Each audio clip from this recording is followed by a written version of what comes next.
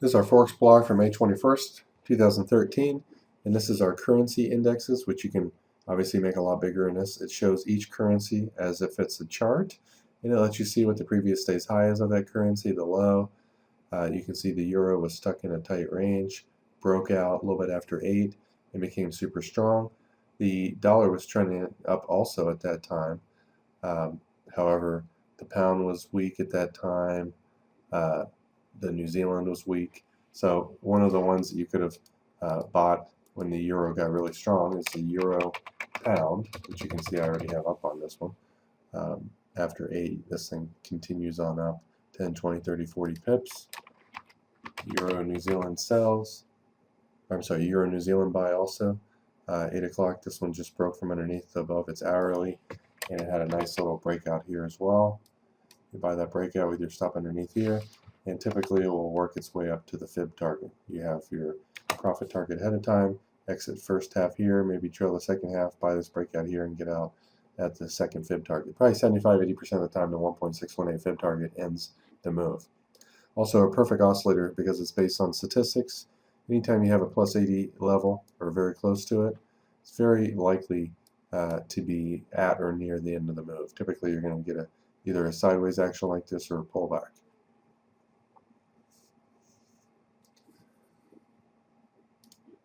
You can also use our old style currency meter with the indexes. It's an incredible, powerful tool. For instance, trend line breaks, double tops, double bottoms, fib areas, for instance, the dollar. If you're looking for it to run out of steam, typically using the fib target, our upper containment bands, what a great place to get short. Or you could draw the trend channels on there, project those off the low, and then take it up to the high. And notice where the high is. Right at the upper quadrant of our trend channel, right at the 1.382 fib target, right at our 1.5 containment band. And by using the trend intensity, you can see it had pretty decent intensity there, but it wasn't off the charts. These plus 80 levels tend to continue. Like you saw right here, it continued down for the next hour and a half, 2 hours. So all those reasons it was a great time to actually sell the dollar. It's extremely likely based on 1, 2, 3, 3 different of our tools, and with confirmation that it didn't have off the charts intensity. You never want to sell a runaway freight train, but very high probability. And at 10 o'clock, you can see the euro was breaking out. It was above the previous day's high. It's nowhere near the upper containment band, so it has plenty of room to run. Another one that you could have bought was the yen, because it was trending down. It went above its hourly moving average right here, went above the point of control of the previous week, found support here, and so at 10 o'clock, when this thing just kind of broke out of a little pullback area right here, it also has plenty of room to run. It might run out of steam here, previous day's high, or the upper containment band. So let's take a look at buying the euro dollar at 10 and selling the dollar yen at 10. These are very high probability trades. Here's 10 o'clock on this one. You can see the only downside in this is the euro's underneath its hourly. But at 10 o'clock, basically, you have a double bottom here. The market was in an extreme both times. It hit the lower containment band. We have clear divergence on our tool. And a lot of times, you can just kind of eyeball the tool. And when you have a low volatility area like this and it breaks out of this, you can kind of eyeball where that breakout is and get into the trade really early right there. I would have probably got out of half at the hourly here. You don't know if it's going to continue.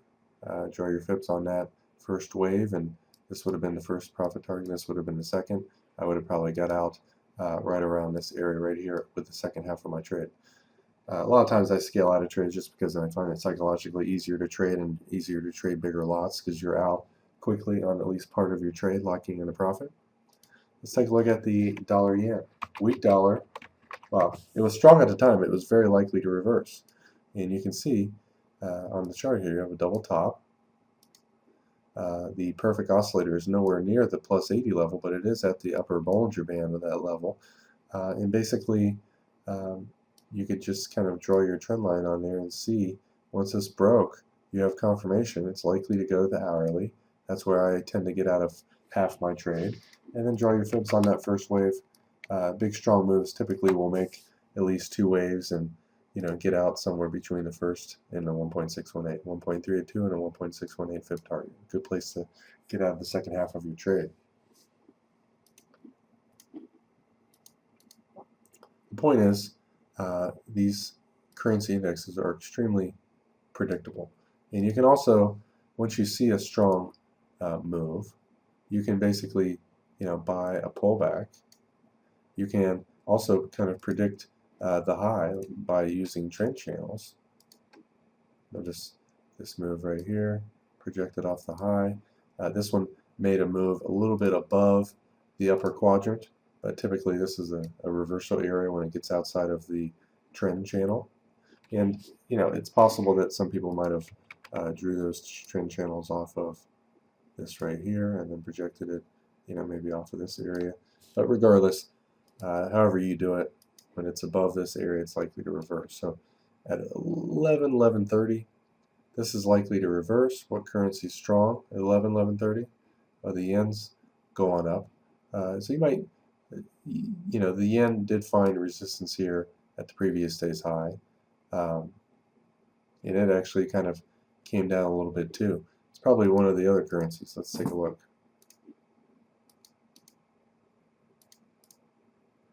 At 11:30, which one maybe has been stalled and is exploding up? Looks like the euro or the Australian is quite strong.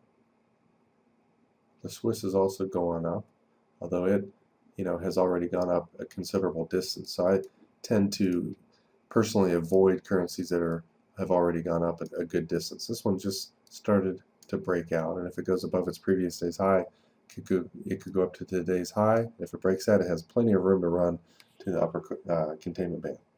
So at 11:30, the Euro Australian is a very high probability one to sell. And this is how you use these tools to anticipate future trend direction. And you'll find that it's right most of the time. When it's not, you're going to lose 3 to 12 pips. When you're right, you're going to probably make 15 to 100 plus pips. So here's 11:30. Notice right at that time, it's right at our upper containment band. Notice the perfect oscillator down here. Where is it? It's at an extreme. This is, I think, the best overbought, oversold indicator you'll find. Notice the low right here. It went a little bit lower than reversed. The high right here, reversed. The high right here pretty much went sideways to slightly up and then down. It didn't run away. When it gets these extremes, it tends to reverse. Notice here, reversed. Down here, the market kind of went sideways for about 30 minutes. And it's not, you got to take this in context. If it's at an extreme, sitting right above support, it's more likely to reverse than if it's at an extreme and there's no support here right here. Here's the hourly moving average. There might have been one of dozens of support and resistance areas that people use right here, but odds are that it wasn't. So that's how you use our currency indexes, and I would definitely recommend that you add some of our currency meters to it, whether it's FX Trend Intensity, FX Trend Pro, it doesn't matter what it is. These tend to be very high probability. And I guess I'll give one last hint. When you see a big move one way or the other, the first pullback, very high probability. So at 6 o'clock right here, it's pretty much a no-brainer to sell the pound. It's likely to go to the weekly point of control, which is major support area. It's a good distance away. The lower containment bands underneath that, so it's got room potentially to run. So at 6:30, what's the strongest one to be buying or selling the pound against? The yen just broke out. The dollar's trending up nicely, and it's not near its upper quadrant. The upper band is out of, great deals upward. So I would sell the pound dollar or the pound yen, but preferably the pound dollar at 6:30. And here's 6:30. The pound dollar really hasn't made much of a move up because even though the pound was going up at that time, Actually, maybe it was a little bit earlier than that. It's probably this trade right here. This is a risky trade though because it's underneath our 2.0 band. Typically, I'm pretty afraid myself to sell underneath it because most of the time it reverses. Typically, when it gets underneath the lower containment band, I will look to do scale-in trades because you're going to get a bounce. It's usually a matter of when. Usually, after it breaks down the first time, I'll draw my fibs on there and get an idea of where my maximum scale-in level is.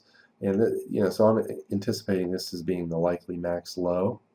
And so anytime I look to get into a counter trend trade, I'm looking kind of for the market to make some kind of a move. It kind of came down, rallied up. I might have got in lightly here. It was going sideways here. I would have expected this probably to bounce, and it didn't. I would have gotten a little bit bigger. And I scale in when I do counter trend trades, maybe one lot. And this is just example purposes to keep it simple. One lot, or one lot, two lot if I really think that's a low. But I will go 5 to 7 times bigger than my first position. So I might go one lot, two lots, so I have 3. I might do another 3 kind of right here, but I'm waiting for it to go above the previous bar's high, which would be right here. So let's just say, for example, I'd have 1 lot here, 2 lots here, 3 lots here. The average price of the first 2 trades is right in the middle.